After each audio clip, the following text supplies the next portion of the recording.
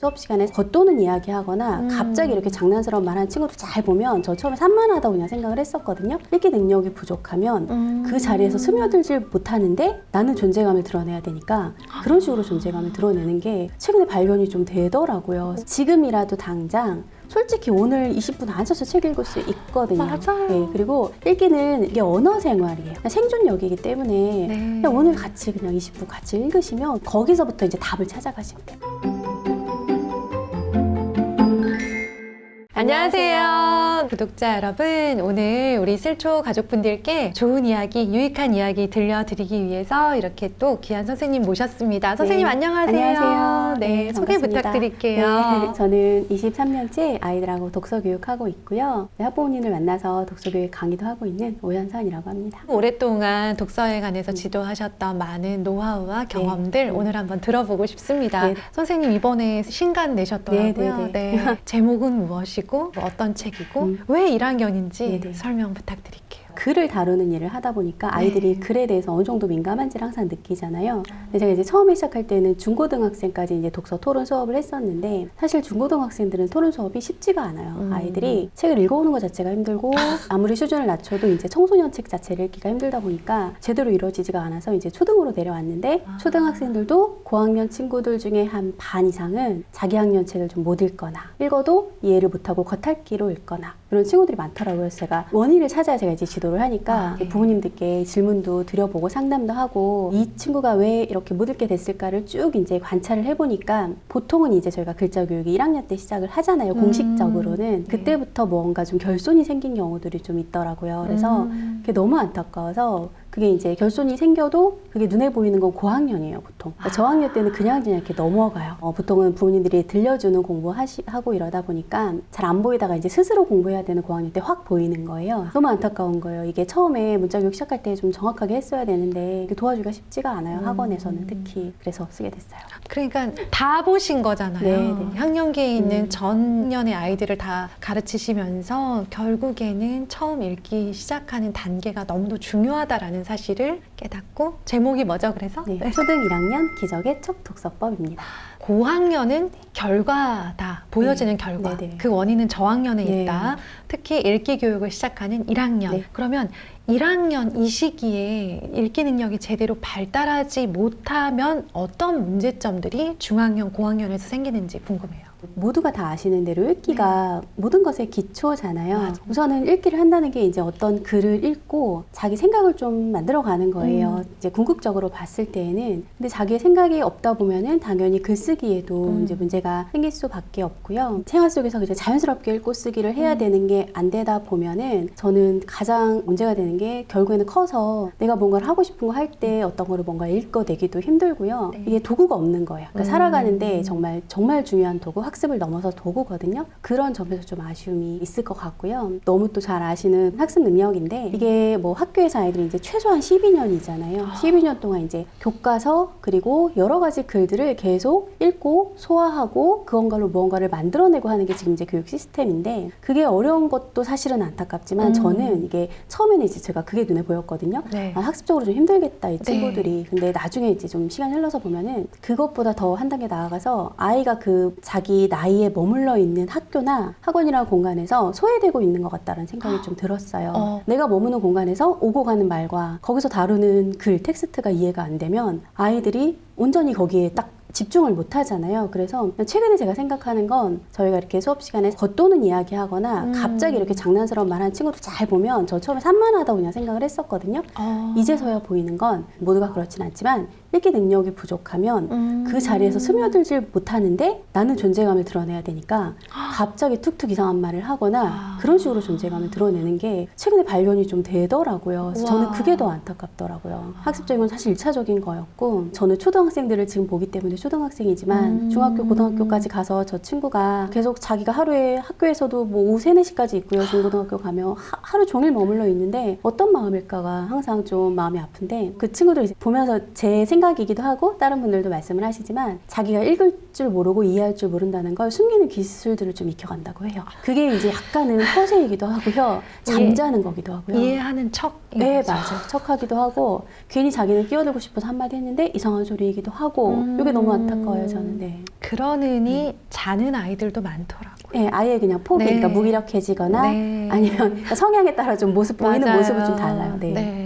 선생님 말씀 지금 들으면서 네. 저도 이제 교실에서 봤던 많은 아이들 모습이 스쳐갔고 또 최근에 들었던 저희 이제 큰아이 이야기도 생각이 나는데 큰아이가 이제 중학교 3학년 졸업을 앞두고 있어요. 보통 2명이 깨 있다고 하더라고요. 아, 네.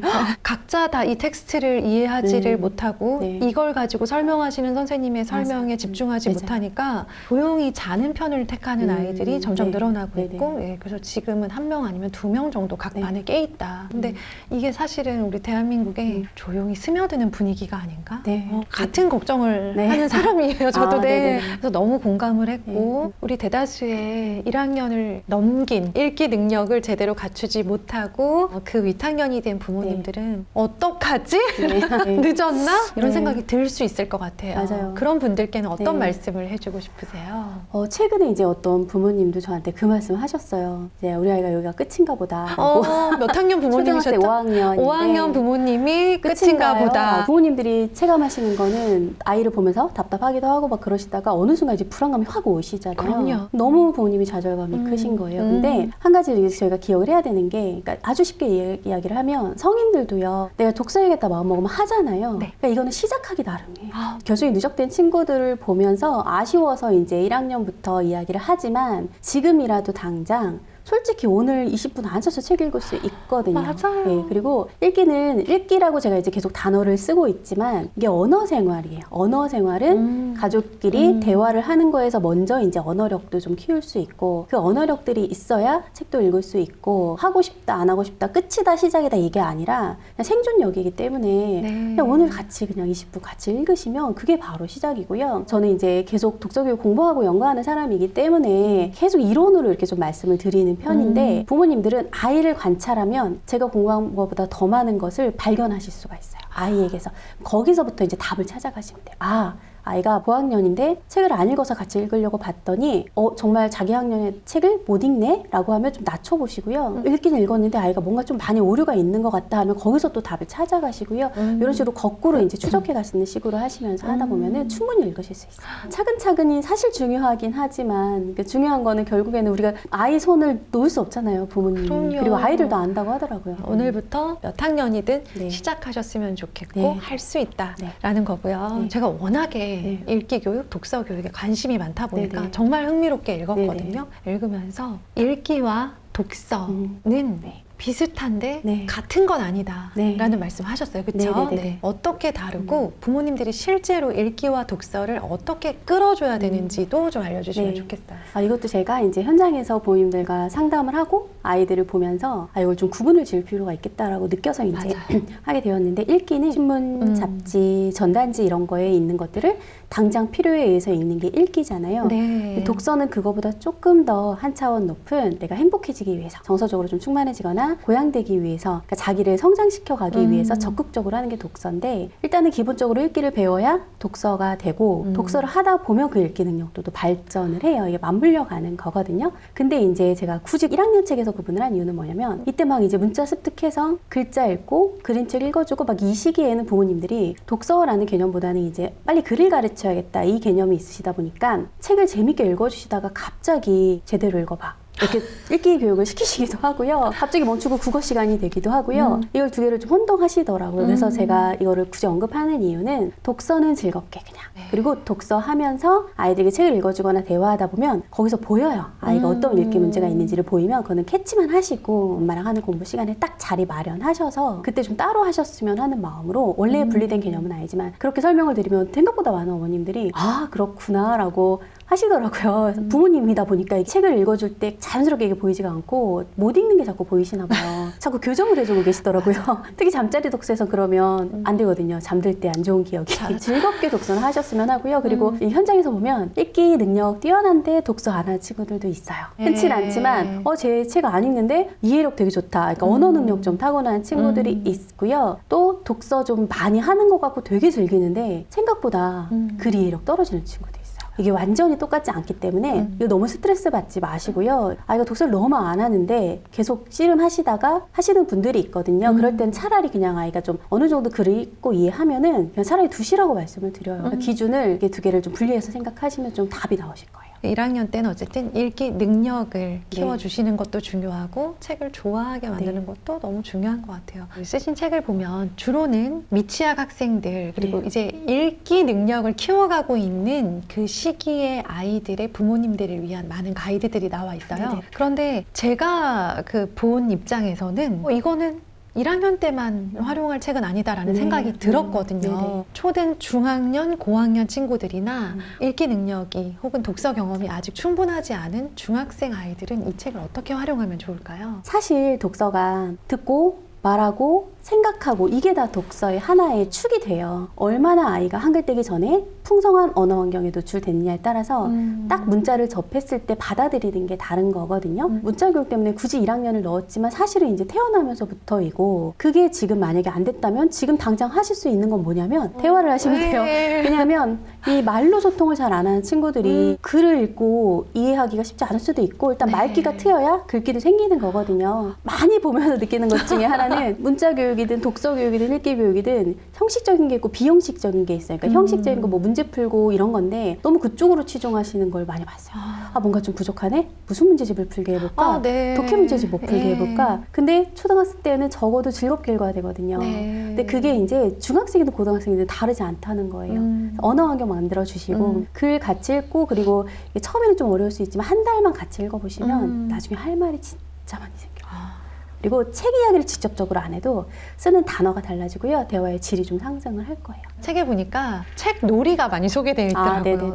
23년 동안 가르쳐 보시면서 요거 진짜다라고 생각되는 거 담으신 거잖아요. 소개 좀 해주세요. 추천드리고 싶은 것은 크게 나누면 뭐 이야기책, 지식책 이렇게 있을 텐데 그 책들을 읽으면서 느끼는 게 뭐냐면 이게 이야기책은 결국에 우리 생활 속에서 다 겪는 일들이 이제 가공된 거잖아요. 지식책도 우리 생활 속에 있는 것들을 개념을 좀 담아서 정리해 놓으면 그게 이제 지식책이 되는 거예요. 다 삶에서 시작을 하는 거거든요. 책을 제대로 읽었나만 집중하시기보다는 그게 우리 생활이라면 아이들이 일상생활 속에서 이렇게 경험이 풍부하지 않고 보고 듣는 것이 많이 없으면 책 이해도가 떨어지는 걸 제가 많이 느꼈어요.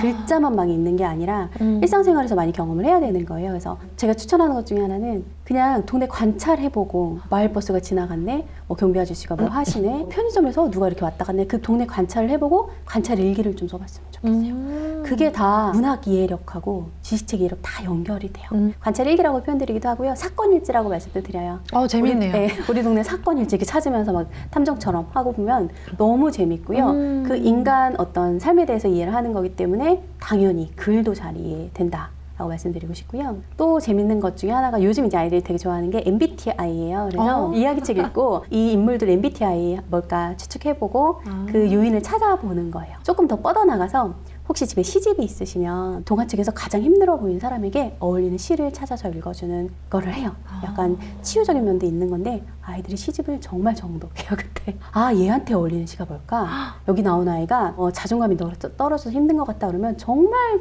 시를 마침맞게 너무 잘 찾아요. 진짜요? 제가 위로가 돼요. 너무 이야기책만 이제 말씀드려서 지식책도 말씀을 드리면 지식책을 이제 본인들이 읽고 제일 궁금해하시는 게 다 이해했나? 다 아나? 글자를 하나하나 이렇게 머릿속에 넣는 게 아니라 지식책은 그 분위기를 느끼는 책이거든요. 사실은 세상에 이런 게 있구나 이렇게 분위기 느끼는 책인데 활자에 너무 집중하면 힘들어져요. 한두 개만 알아 저는 성공이라고 말씀드리거든요. 집에서 저학년이니까 소개를 해드리면 스케치북에 손바닥을 그리시고요. 손가락 하나하나에다가 자기가 기억하고 싶은 거 한 개씩만 이렇게 쓰게 해주시고 손바닥 가운데 책 제목을 쓰게 하시면 되게 재미있는 나만의 지식 손바닥이 돼요. 그렇게 재미있게 하면은요 책을 정독해야 되는 압박 이런 거 안 느끼고요. 아이들이 갑자기 또 책을 정독해요. 근데 왜냐면 이거 써야 되니까요. 그리고 지식책에 있는 거 하나 쓰려고 하면 자기 말로 풀어야 되거든요.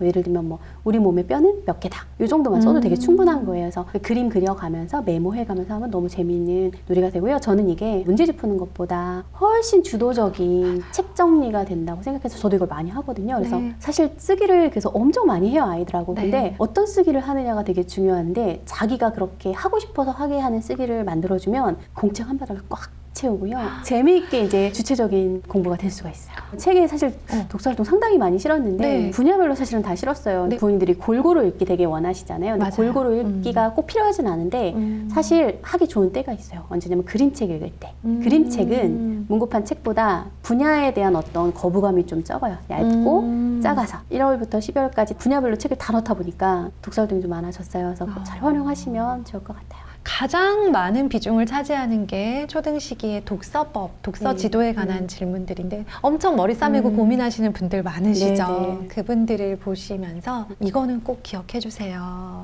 라고 하는 거 있다면 네. 좀 당부처럼 어떤 말씀 하고 싶으세요? 결국에는 독서하고 읽기는 그 사람이 계속 자기가 어떻게 살아갈지 생각하게 만드는 강력한 도구거든요. 네. 책을 읽는 거 그냥 그 아이가 자기 스스로 생각의 독립을 하게 해서 인생의 자립을 도와주는 거라고 생각을 하시면 마음이 조금 여유로워지시고요. 그러면 같이 읽게 돼요. 왜냐면 아이만 성장하는 집은 없잖아요. 같이 성장하시는 거거든요. 그래서 밥 차려주는 거 너무 힘드시죠?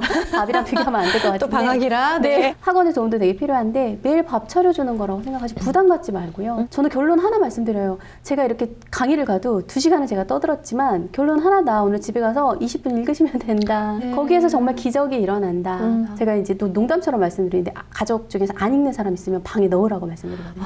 안 읽는 사람 방에 넣어버리고 너무 공감해요. 네. 가장 좋은 장소 택하셔서 읽으시면 다 읽게 되어 있어요. 그래서 결국엔 편안하게 20분만 같이 읽자. 네. 네. 무엇이든. 선생님 말씀 들으니까 제가 이렇게 지나왔던 시간들이 너무 그래도 힘들었는데 네. 하길 잘했다라는 생각이 정말 많이 들고 거실에서 매일 10분, 20분 그렇게 읽었던 시간들이 쌓여서 지금은 그래도 수업을 듣고 이해할 네. 수 있는 아이들로 성장을 했다. 그게 너무 감사하고 네. 그래서 초등 시기에 지금 독서는 어차피 해도 보이는 게 없는데 아, 네. 네. 영어 수학 학원으로 돌릴까요? 네. 하시는 분들 보면서 너무 안타까운 네네네. 마음이 많았거든요. 오늘 선생님 말씀 들으니까 우리 학부모님들께서 더 힘을 얻으셨으리라는 생각이 네. 진짜 들었어요. 네, 그래주시면 선생님께서 우리 독서 때문에 고민하고 불안해하시는 초등 학부모님들께 든든한 그런 버팀목이 되어주셨으면 좋겠다는 생각을 했어요. 네, 감사합니다. 부모님들 책을 통해서 또 선생님 여러 이야기들 통해서 많은 도움 받으셨으면 좋겠습니다. 선생님 오늘 좋은 이야기 해주셔서 감사드려요. 네, 감사합니다. 네, 감사합니다.